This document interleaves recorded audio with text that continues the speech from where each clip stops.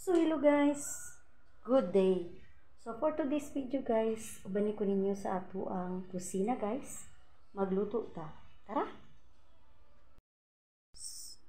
So hello guys, so mo ni ato ang lutuon for today's video guys. Kanon ni siya guys nga bahaw. So buhaton na to siya og fried rice or kalo-kalo sa Bisaya. Okay, tara.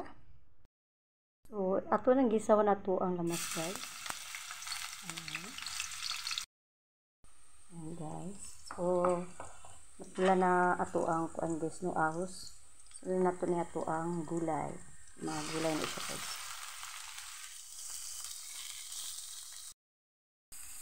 So ari na guys ato ang mga gulay. Ito nang gigisa. So kailangan hauno nato ni guys. Tapos isa na to ang kanon. Pag naluto na ano ang mga gulay sa ato ang fried rice or today's video.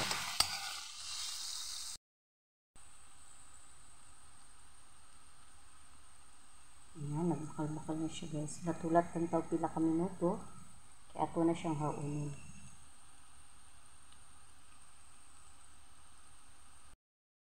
So, ari na guys. Luto na siya itong gulay. Gisaw na nato ang atuang bahaw nga kanon. Tara! So, ara na guys. Alunggan lagi ninyo ang pagpiti-piti sa atuang bahaw guys. Nainit na dyan siya guys kay tungod nagisa na siya. Sa mainit na mantika. Ayan. Yung ginatawag sa mga Bisaya guys, kalo-kalo. Yeah. Pag English, sosyalan, fried rice, finish sila. Fried rice. So, medyo gutom na dyan guys. So, yun yung angka na ta guys. Pati o na kita kagutom.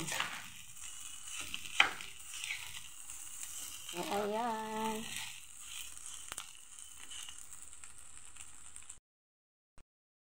Ito nga ito siya asin guys. Ayan guys, para na siya panglasa gamay. Ayan. Ayan, bitsin gamay. Gamay para naghan guys. Ayan. So, dapat magod siya guys. Pero kain din ang siya mayo. Para ma-mix ang yang mga asin. Masisunin na inyong gibutang dra.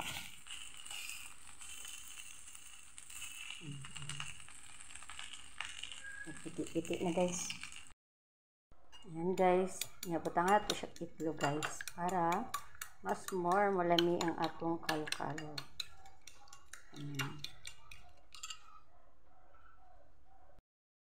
So, amo na ni ato ang gigisa nga itlog guys para isago na to sa tuang fried rice.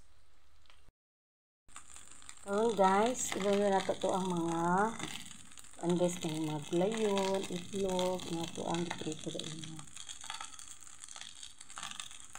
So, ayan.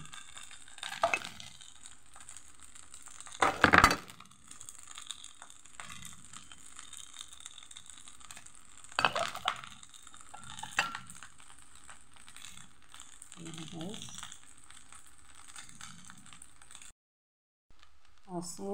So, luto na ito ang fried rice guys. Ayan oh.